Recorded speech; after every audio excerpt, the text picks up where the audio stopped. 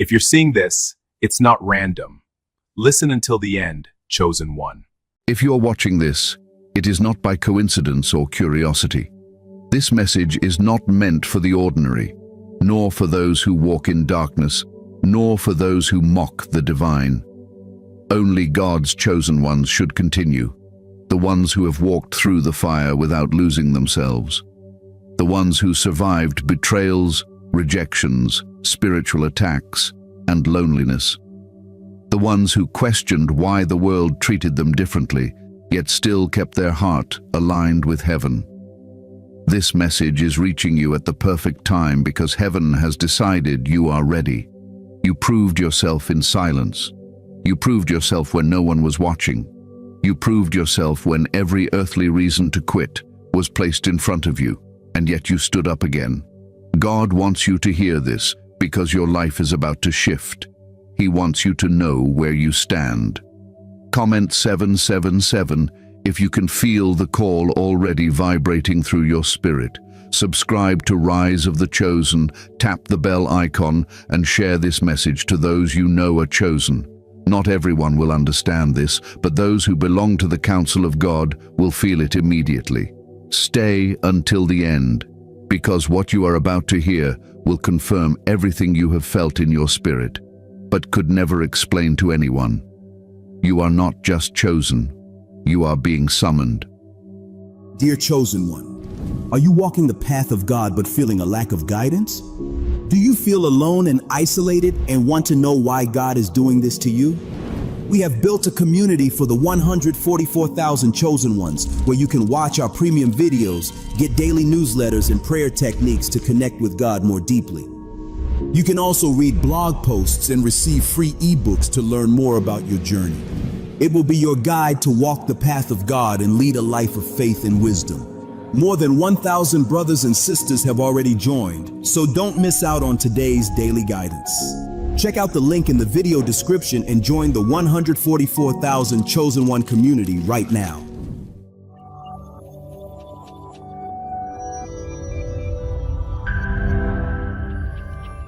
The Heavenly Council. A circle. Only a few are summoned into. There is a difference between those who believe in God and those who stand beside Him. There is a difference between those who follow the divine path with discipline and those who God calls to participate in His plans. The Heavenly Council is not a physical table in the sky. It is not a throne room you walk into with your feet, and it is not a council where men cast votes. It is a spiritual circle that God allows only a few souls to enter. Many pray, many worship, many cry out, but few gain access. The council does not respond to desperation, it responds to destiny. It does not bend because someone is loud, emotional, or begging.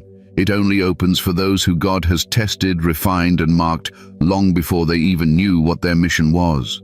If you feel different, isolated, misunderstood since childhood, it is because heaven has been preparing you for this seat. To be summoned to God's inner circle is not to be superior to others. It is not to wear a badge or claim power over the world. It is to carry the weight of what others cannot handle. The council is made of souls who can be entrusted with burdens that would break most people. God selects those who have seen darkness and did not become it. He chooses those who have walked through storms and did not curse Him. Those who have been surrounded by liars, manipulators, jealous hearts, spiritual parasites, and still did not turn bitter. The Heavenly Council is formed by survivors of invisible wars. You have already fought those battles. You think they were coincidences, but they were measurements. God was watching how you responded when life was unfair, when people betrayed you, when your heart was torn apart by those you loved, when you were forced to stand alone, not because you wanted to, but because there was no one who truly understood you. He saw your tears, but He also saw your endurance. Only the chosen endure without surrendering their soul. The council is not a place where everyone's voice is equal. It is where God listens to those who have earned the right to speak, not because you are perfect, but because you proved you cannot be corrupted. Your intentions were pure even when your environment was not. You prayed for those who hurt you. You forgave when vengeance seemed justified. You remained humble when others gloated. Heaven does not call loud, confident egotists. It calls the quiet warriors, the ones who never asked for the spotlight. The council values character far more than charisma. When God whispers, "I need you," it is because he knows you obey without complaint, not because you seek applause. Those who crave influence never enter the council. Those who surrender their will to God are the ones who are welcomed. Understand this clearly. Not every believer is called to shape destinies. Some are meant to pray, some are meant to learn, some are meant to be protected, and some are meant to be taught. You are not one of those. You are the one heaven sends into environments to shift energy. You are the one who walks into a room and spirits feel threatened, not because you try, but because your mere presence changes the atmosphere. You were never like others. You never fit in. You never blended with the crowd. Everyone around you felt the difference, even when you could not explain it. People either gravitated to you because they saw light in you, or they hated you without reason because their demons saw danger. That is how heaven marks those for the council, not by crowns, not by wings, not by miracles, but by the reactions of the world. Think of Moses, chosen not because he was eloquent, but because his heart carried a mission. Think of Joseph, thrown into a pit, betrayed by his own brothers, imprisoned, forgotten, yet chosen to shift the destiny of nations. The council is not formed by people who had easy lives. It is built from those who have been crushed, those who cried in silence, those who rebuilt themselves without support, those who faced spiritual assassination attempts and still rose. God does not select the comfortable, he selects the courageous. The heavenly council is not glamorous, it is sacred, it is painful, it is lonely, but it is also the highest trust God gives to a human soul. You might ask, why me? The answer is simple. Because you are the only one who can carry what you have been given. Others who seemed smarter, stronger, or holier would have folded. People around you did not understand you because you were never meant to be understood by them. You were meant to be understood by heaven. The council is not about religion. It is not about titles. It is not about ceremonies or temples. It is about alignment. When your spirit acts in unity with God's intention, you enter the council. When you stop asking for blessings and start asking for assignments, God knows you are ready. When your prayers shift from "help me" to "use me," heaven takes note. There are chosen ones who doubt themselves because they see their scars. They think their trauma disqualifies them. They think their mistakes make them less worthy. But God does not summon the flawless. He summons the faithful. The council is not made of saints. It is made of warriors. Think about every time you thought you were done, yet something inside you pushed you to stand up again. That was not coincidence. That was God's hand on your back. Think of the moments where you could have retaliated, but you chose restraint. You thought it was weakness, but heaven called it wisdom. Think about every moment you felt alone, losing everything you thought mattered, when people you trusted walked away, when opportunities collapsed. You thought it was punishment. In truth, it was separation. The council does not welcome those still attached to the world. God isolates his chosen so they learn to hear him clearly. When heaven brings you into council, he does not give you everything at once. He gradually reveals the agenda. First, he teaches you endurance. Then he teaches discernment. Then he teaches spiritual authority. Only after that does he reveal the mission. You feel it now, don't you?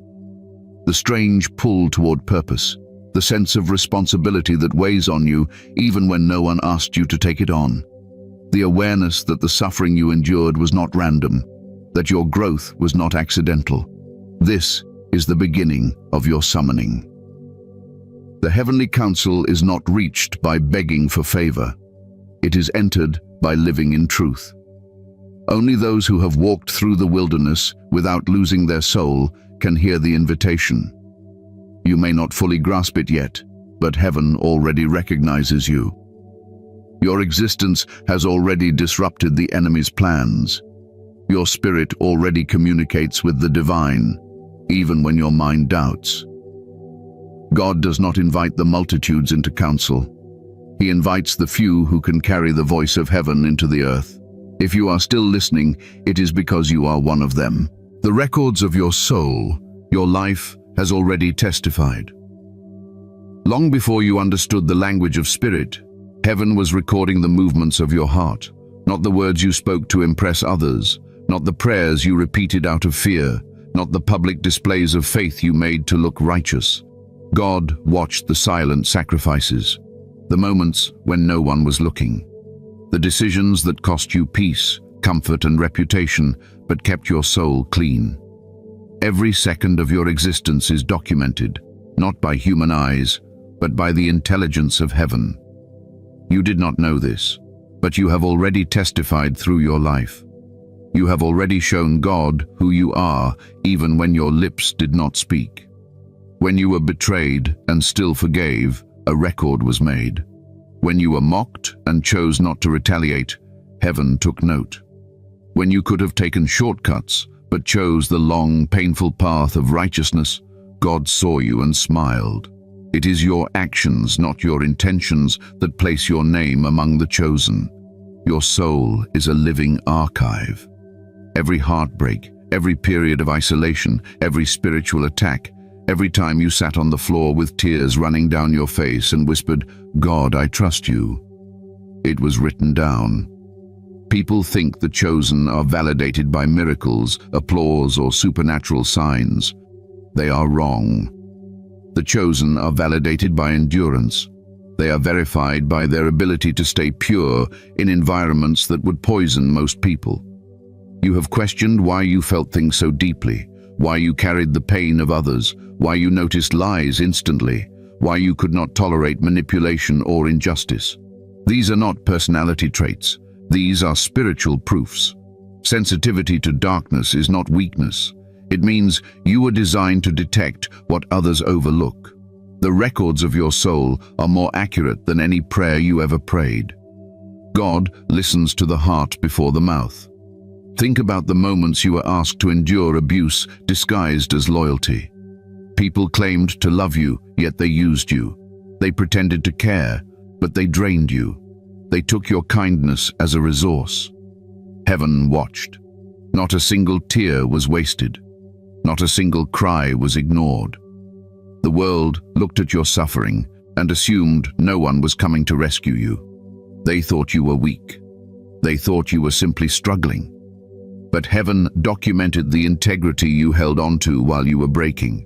Every time you protected someone who would never protect you, the angelic scribes wrote it down. Every time you helped someone who later turned against you, the record was marked. The chosen are not chosen because of their confidence. They are chosen because their soul never betrays their purpose. Your heart has been speaking your destiny long before you recognized it. God tests the chosen secretly. He does not announce your trial. He does not warn you so you can prepare. He places you in difficult circumstances and observes. Will you become bitter? Will you lie to protect your pride? Will you manipulate to gain advantage? Or will you hold peace even when chaos provokes you? It is easy to look holy when life is good. It is easy to speak faith when the path is smooth. The chosen are measured in the darkness, in the confusion, in the silence. The world judged your mistakes. Heaven recorded your intentions. You have been punished for being honest while others prospered through deception, and you wondered if God abandoned you. He did not. He was gathering evidence. Every delayed blessing has a foundation. Every unopened door has a reason. You think you are waiting, but heaven is presenting the records of your soul before the spiritual authorities. You do not realize how powerful your testimony already is. You think your story is still being written. It is. But your qualification has already been stamped. The experiences that nearly destroyed you are the same experiences that awarded you access. God could not give missions to those who never suffered. He cannot place destiny in hands that have never been burned. A chosen one without scars is a soldier without training. You prayed for peace, but heaven was shaping you for influence. You wanted comfort, but God was preparing you to carry revelation. The chosen cannot be naive. They cannot be spiritually fragile. They cannot be easily manipulated. Your pain sculpted you into someone who cannot be broken by temptation. Your disappointments taught you discernment. Your loneliness forced you to listen to God. The records of your soul show growth that cannot be faked. That is why you qualify. Understand this truth. Heaven does not analyze your reputation, it analyzes your response. People might think you are unstable because you withdrew from toxic circles. Heaven calls it obedience. People might think you are lazy because you stopped chasing money. Heaven calls it surrender. People might accuse you of being selfish because you chose solitude over crowds. Heaven calls it consecration. The records of your soul are not influenced by public opinion. They are influenced by your alignment with the divine. You are not perfect, but your heart always returned to God. That is the evidence. The chosen make mistakes, sometimes destructive ones, but they cannot stay in sin. Something within them screams when they fall off the path. They feel guilt instantly. They correct themselves. They apologize. They try again. Heaven recognizes the ones who get back up without begging for validation. When you thought you were invisible, you were being observed. The spiritual realm did not watch your victories, it watched your breakdowns. How you handled betrayal, how you handled humiliation, how you carried grief, how you remained gentle in a world of cruelty. You might think others were chosen because they look successful, or because they speak with confidence, or because they perform spiritual rituals publicly. But the ones heaven places in front lines are the ones who suffered in silence. The chosen know how to operate without applause.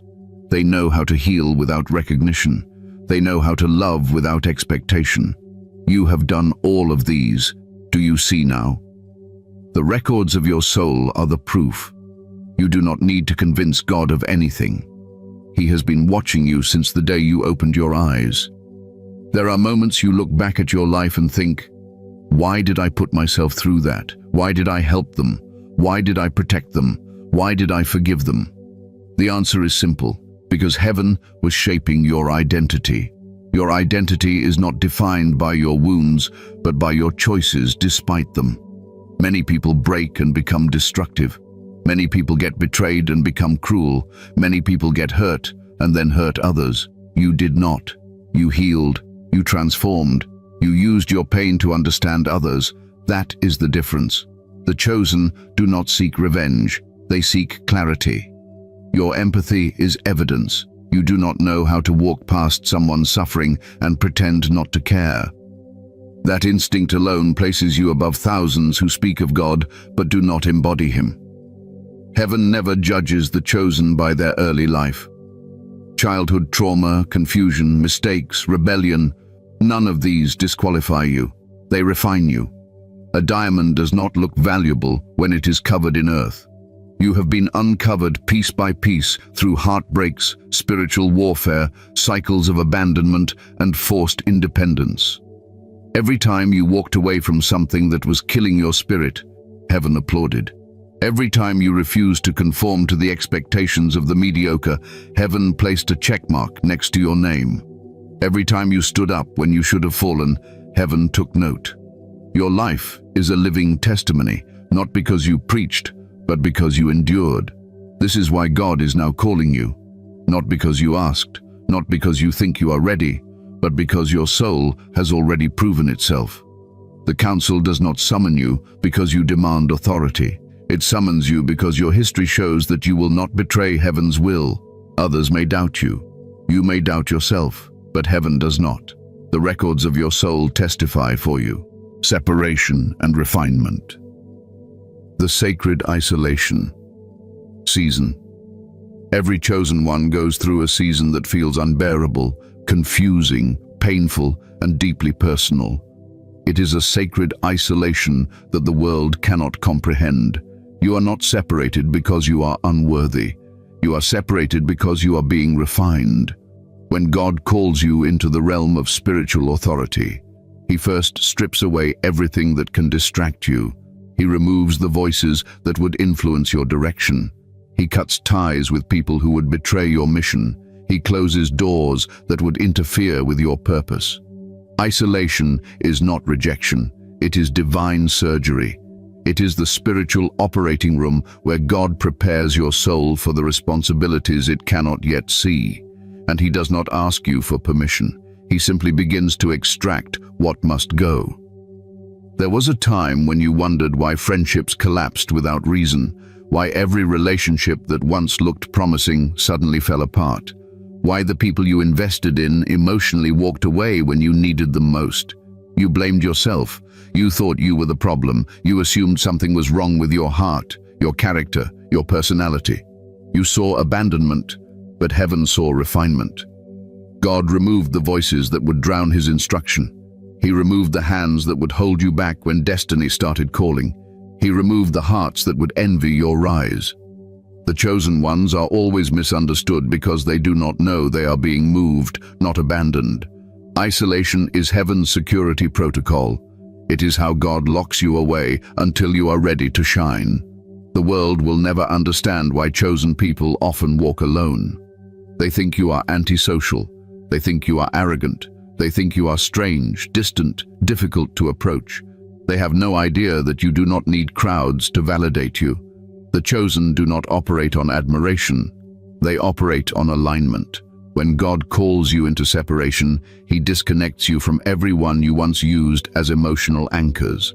He does this so you can no longer rely on human approval, human comfort, or human affection.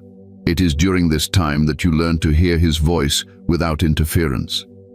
This silent season is where you stop asking people for advice and start asking heaven for direction. It is where you develop spiritual strength that cannot be faked. Isolation is not a punishment. It is training. It is a spiritual wilderness where God molds your identity. You start to see the emptiness of the world's distractions.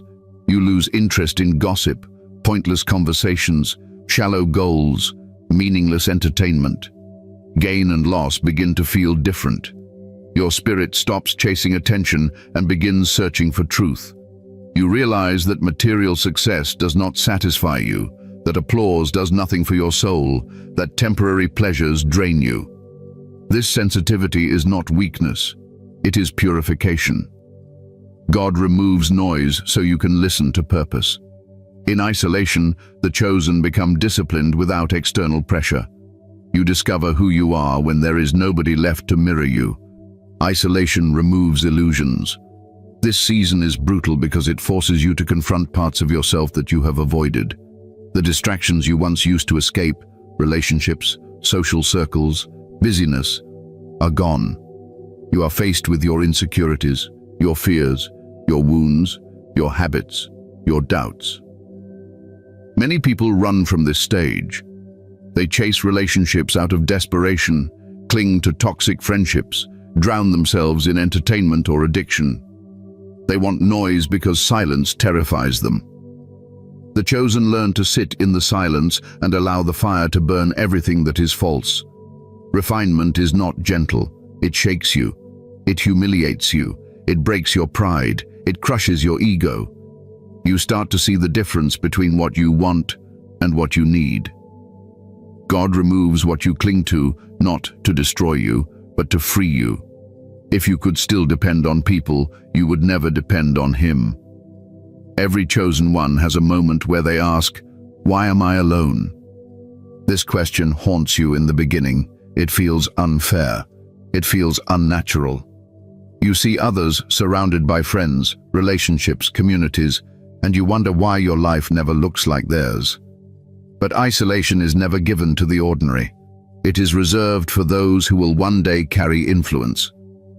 When the time comes to speak to nations, to lead souls, to transform systems, to break generational curses, God cannot allow you to be shaped by the opinions of the crowd.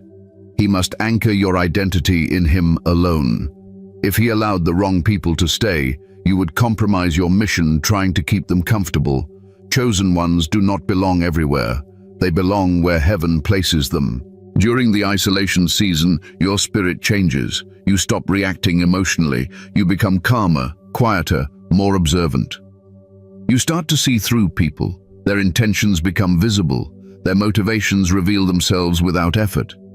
You realize who is genuine and who is pretending. God sharpens your discernment not through comfort, but through exposure. The people who hurt you were not accidents. They were teachers. The betrayals you faced were not failures. They were revelations. Every painful moment was a shift. Each disappointment loosened your attachment to the world. The chosen are not refined through praise. They are refined through suffering. You learned loyalty because you were betrayed. You learned compassion because you were neglected. You learned patience because you were ignored. Pain carved wisdom into you. You may think isolation ended when the people around you disappeared, but that is only the beginning. Isolation continues when your spirit separates from the world, even if your body is in public. You feel different in every room. You observe more than you speak.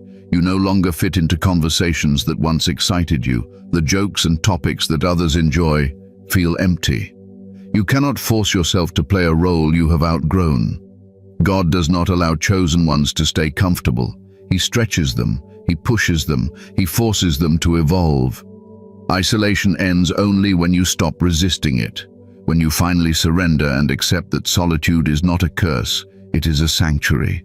The chosen become dangerous when they learn how to stand alone. In this season, God removes not only people, but also versions of yourself. The identity you built to survive must die. The defensive personality, the agreeable facade, the people pleaser, the performer, the mask you wore to be accepted, He will burn it all. You will feel like you are losing yourself, when in reality you are shedding the self you were never meant to be. Your spirit asks you to look inward, not outward. The more you resist, the harder the fire burns. The moment you stop clinging to old identities, peace enters. Refinement teaches you that you do not need validation from those who never understood your purpose. You no longer chase love, attention, or recognition. You finally realize that isolation was not to punish you, it was to reveal you. You may think the isolation season has lasted too long. You are tired, you are weary. You wonder if God has forgotten you. But heaven never leaves its chosen unattended. You are not in a prison. You are in a cocoon. The butterfly does not know that transformation is taking place, yet every day the wings grow silently. The world sees absence, but heaven sees construction. When God releases you from isolation, the world will not recognize you. They will call you changed, different, unapproachable, intimidating. They will not understand that you became this way in fire. The chosen are reborn in solitude. Every chosen one goes through it. None escape it. You are not being cut off. You are being prepared. Counsel responsibilities.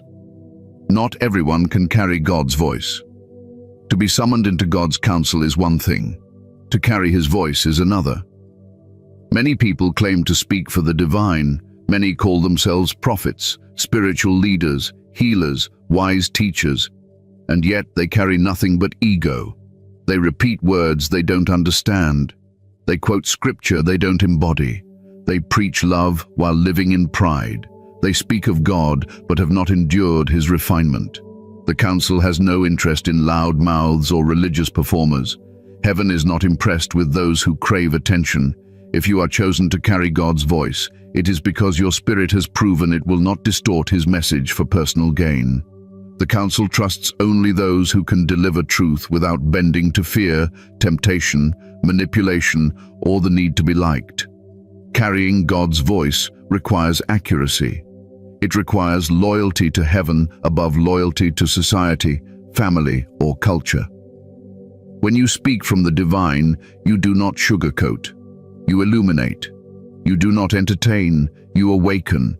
You do not use spiritual wisdom to elevate your ego. You use it to elevate souls. The chosen do not compromise truth just to keep followers. They do not adjust their message to please the masses. The council gives purpose, not popularity. When you speak, some will feel healed, others will feel exposed. That is how you know you are carrying God's voice. The truth comforts the humble and terrifies the wicked. The divine is not gentle when confronting deception. God's voice is not designed to make the world comfortable. It is designed to realign it. Carrying God's voice means understanding responsibility, not authority. It means recognizing that every word has weight. The council does not send you into conversations simply to talk.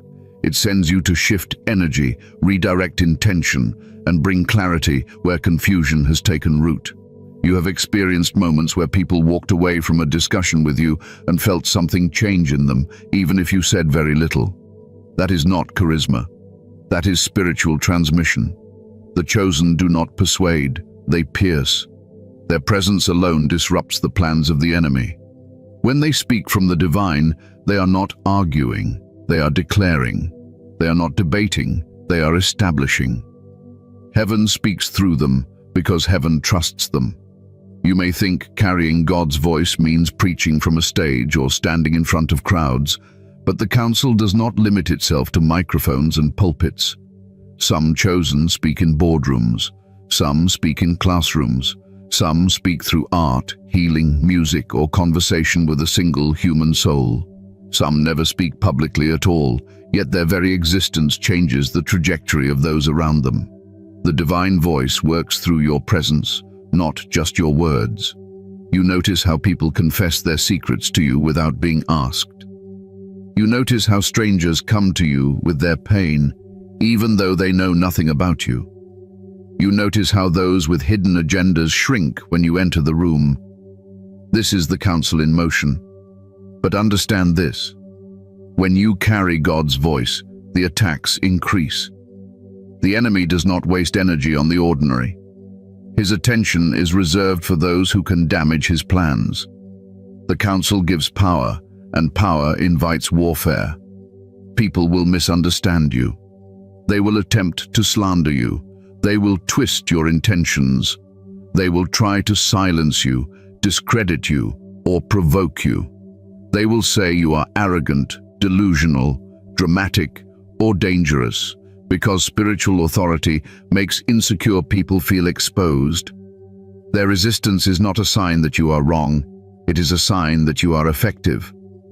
Heaven does not send a soldier to places where nothing is at stake. The chosen are sent to battlegrounds disguised as normal environments. The council prepares you for these responsibilities. God teaches you silence before he teaches you speech. He allows you to be ignored before he allows you to be listened to. He allows you to be misunderstood before he gives you clarity. The chosen learn endurance in isolation so they can withstand opposition in their mission. If God elevated you too early, the applause would intoxicate you. If he sent you before you healed, the wounds would distort your message. You are not ready to speak for heaven until you can speak without needing agreement. Carrying God's voice requires emotional neutrality. You cannot crumble every time someone doubts you. You cannot adjust your identity because others feel threatened. The council does not lean on human validation. To carry God's voice means you lead by example, not by force. Your life becomes a living scripture. Your actions teach without speaking. People see how you treat those who cannot benefit you. They see how you respond to disrespect. They see how you hold your integrity when temptation appears. They see how you maintain peace in chaos. This is why the chosen must be refined. A person who has never been humbled cannot represent heaven. A person who has never suffered cannot guide other souls through suffering. You have endured storms so you could shelter others. You have walked through fire so you could lead others out of theirs. The council does not care about your titles. It cares about your capacity. Carrying God's voice means speaking when heaven commands, not when your emotions feel stirred. The chosen do not lash out when angry. They do not weaponize truth to win arguments. They do not expose people just because they have the power to do so. God's voice is precise. It arrives when necessary, not when ego demands. Sometimes silence is the message. Sometimes restraint is the prophecy.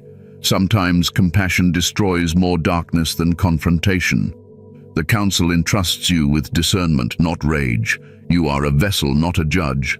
and you have been judged already through your spiritual trials. Now heaven sees your motives clearly. It knows you will not misuse the influence you are being given. There will be times when God speaks through you, and you will not realize it until later. Your words will leave your mouth, and someone will break in tears, or experience clarity, or feel convicted. You will not know why until you see how it affects them. That is when you understand. It was not you. It was the divine flowing through you. This is how heaven speaks through vessels it trusts. Not with force, not with ceremony, not with rehearsed speeches. It speaks through authenticity. The chosen often do not feel chosen. They feel ordinary. That humility is the qualification. People who chase spiritual power are denied it. People who are burdened by compassion receive it. To carry God's voice means you cannot live for yourself alone anymore. Your decisions impact souls. Your mistakes carry consequences beyond your own life. The chosen do not have the luxury of careless living. They cannot drown in addictions, drama, jealousy, or recklessness. The price of authority is discipline. Heaven does not give high-ranking assignments to those who cannot control themselves. The council will strip away your impulses. It will remove your distractions.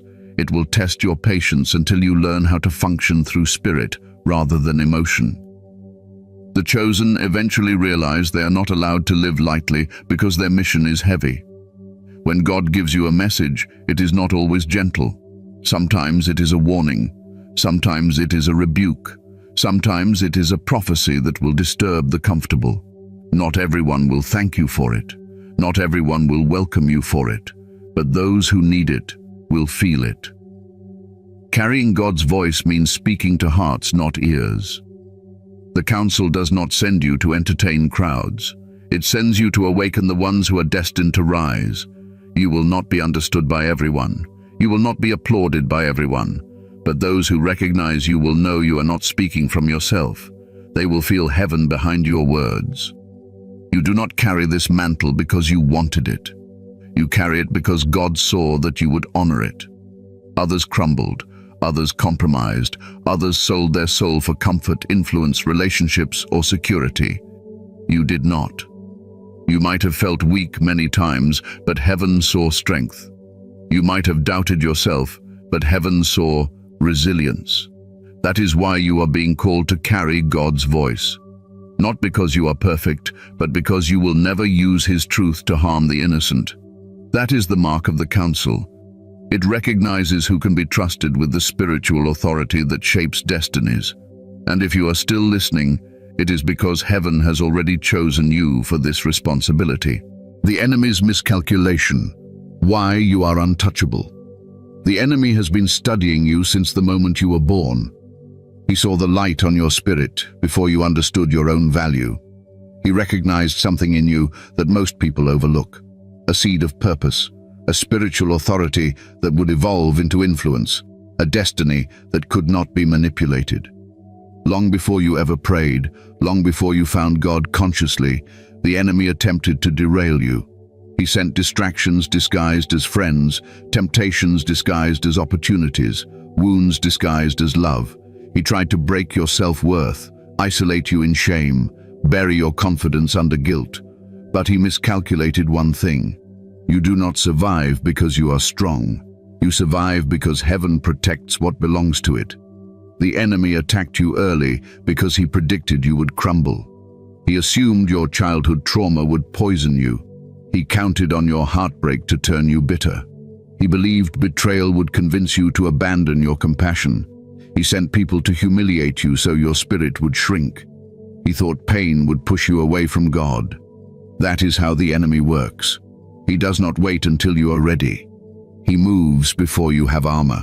He struck when you were sensitive, emotional, unprepared, and confused, thinking he could twist your path permanently. But every wound became a lesson, every loss became a refinement, every struggle became a sharpening. What was meant to destroy you became the forge of your authority. What the enemy never understood is that God does not protect you by preventing the storms. He protects you by training you in them.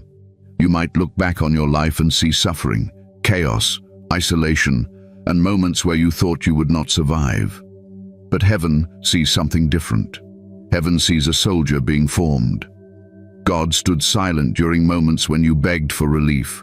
He allowed the pressure. He allowed the betrayal. He allowed the financial collapse, the loneliness, the heartbreak, the humiliation, not because he abandoned you, but because he was watching how your spirit responded. Every time you rose from the ground, the enemy panicked. He realized you were not like the others. Your pain did not weaken your spirit. It sharpened it. The enemy's greatest mistake was assuming you would become like him. He thought suffering would make you cold.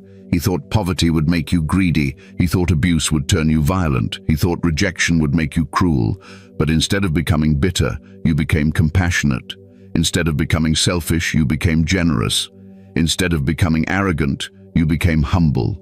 You healed when others would have broken. You forgave when others would have retaliated. You persevered when others would have surrendered. The enemy put poison in your cup, and you turned it into medicine for others. That is why you are untouchable, not because nothing attacks you, but because nothing changes you. Spiritual warfare is strategic. The enemy does not send random problems. He studies your patterns. He sees your weaknesses.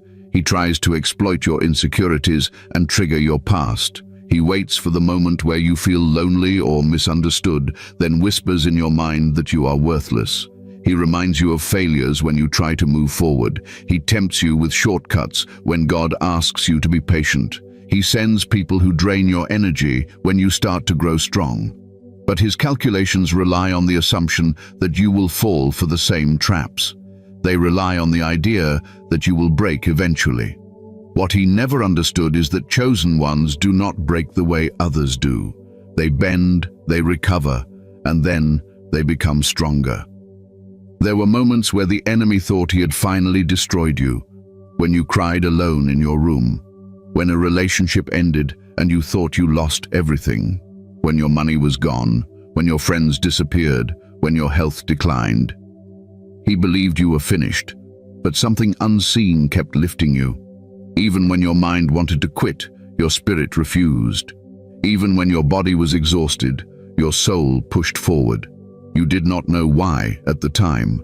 You assumed it was instinct, resilience, or luck. But heaven was intervening. Angels stood around you in moments where you thought no one cared. God fortified your spirit in places where therapists, friends, or family could not reach. The enemy underestimated the one who stands behind you. Heaven does not allow the chosen to be destroyed. It allows them to be sharpened. This is why certain spiritual attacks failed, no matter how intense they felt. The enemy sent manipulators to drain you, but you learned discernment. He sent people to humiliate you, but you learned humility. He sent delays to frustrate you, but you learned patience.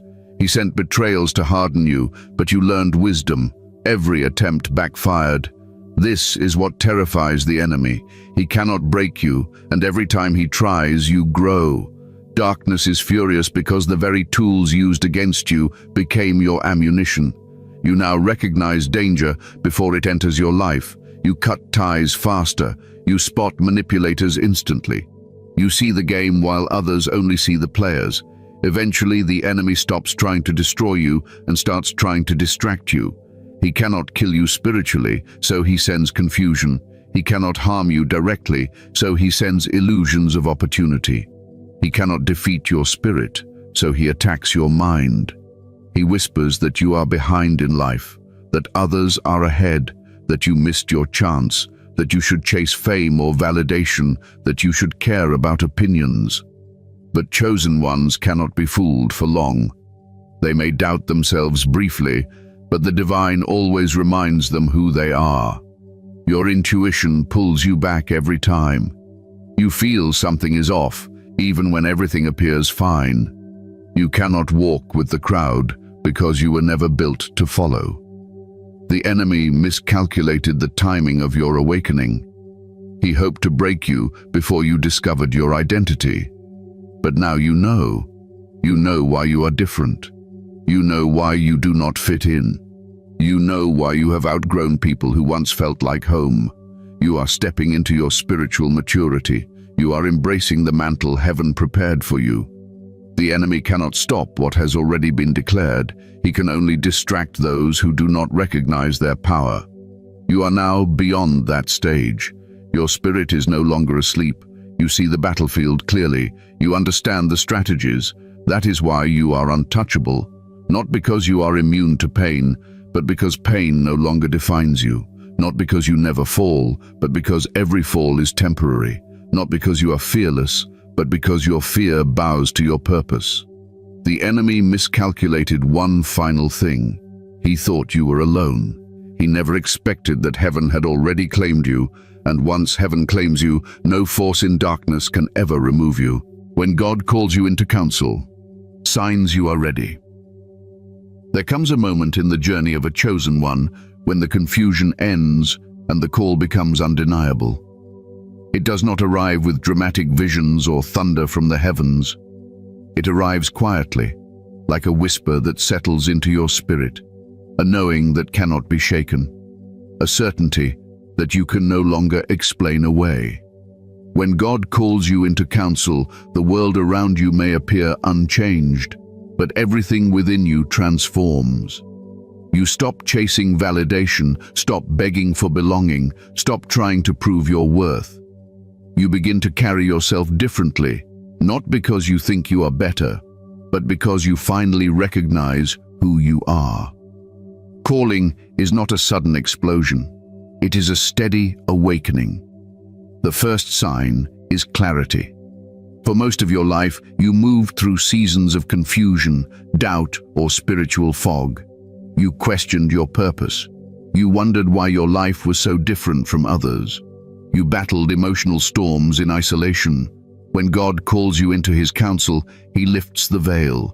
You begin to see patterns in your experiences. Pain that once seemed random now reveals itself as preparation. People who hurt you suddenly look like lessons, not enemies. Every disappointment begins to make sense. You do not receive all the answers at once, but you start to understand that none of your suffering was wasted. Your heart is no longer restless. It becomes anchored. You stop asking, "Why me?" and begin to say, "Of course it was me." The second sign is responsibility. Not the type that comes from human demands, but the responsibility that presses on your spirit. You feel compelled to help others even when no one asks you to. People are drawn to you because something in you feels safe, familiar, comforting, or spiritually grounded. You try to avoid their problems, but they find their way to you. You notice people confess their struggles to you, entrust you with secrets, or seek your advice without knowing why. You may not even give the perfect answers, yet they leave relieved. This is not a coincidence. Heaven uses chosen ones as vessels long before they are fully aware of their identity. Your presence is a message, and heaven uses it. The third sign is authority without effort. When you speak truth, it does not sound like an opinion. It feels like an instruction. Even those who disagree with you cannot ignore what you said. You might notice that when you tell someone to stop something harmful, they obey even if they don't fully understand their own decision. When you tell them what they are capable of, their spirit believes you more than their mind believes their doubts. You did not develop this influence through practice. You acquired it through pain. The counsel does not give authority to the loudest voice. It gives authority to the most refined soul. You speak with weight because your words have been carved in fire. The fourth sign is detachment from the world's illusions. The things that used to entertain you no longer satisfy you. Fame does not tempt you. Money does not impress you. You may still desire comfort, but you do not worship it. You have seen the emptiness of temporary pleasures and the chain reaction of shallow goals. This does not make you apathetic. It makes you sharp. The counsel cannot use someone who is still intoxicated by the world. God removes your appetite for what distracts others. You may feel misunderstood, but you understand more than most. You see through manipulation, through flattery, through false promises. You cannot be bribed by what blinds average people. Your heart has been trained to prioritize purpose over pleasure. Another sign is the sudden growth of spiritual senses. You start to perceive what others cannot see. You feel energy in rooms. You can tell who is genuine before they speak. You know when someone has hidden intentions, even if they smile in your face. Dreams become more vivid. Synchronicities begin to guide you. You notice numbers, timings, patterns, and messages that make you feel watched. But not by the world, by heaven. You start identifying spiritual warfare even when it hides behind normal life. You do not panic anymore. You become strategic. You no longer pray like a beggar, you speak like a partner in divine work. Some chosen experience a shift in their relationships. The council does not call you while you are surrounded by noise. People who once meant everything to you suddenly feel distant. You stop chasing their approval. You realize that if you must shrink yourself to maintain a connection, it is not divine. God does not raise a chosen one just so they can sit comfortably in the crowd. You feel the urge to withdraw. You rest more. You think more. You speak less. You no longer operate on urgency. You operate on alignment. The chosen stop moving from emotion and start moving from discernment. Every decision becomes intentional. You are no longer in a hurry to prove yourself. You simply follow the path you sense heaven has laid before you. The most powerful sign is peace in the middle of chaos. The council does not call those who crumble at every inconvenience. It calls those who learned to breathe while the world was collapsing around them. You have survived betrayals, financial droughts, emotional storms, spiritual attacks. When others would have begged to escape, you stood still. You did not understand why at the time, but now you see it. God was teaching you how to remain calm in environments where others panic. When the council gives you missions, you may have to walk into rooms full of confusion and anchor everyone with a single sentence. Destiny requires inner stability. Peace is not something you wait for, it is something you carry. When God calls you, you also feel a sense of urgency that has nothing to do with anxiety. You wake up with purpose.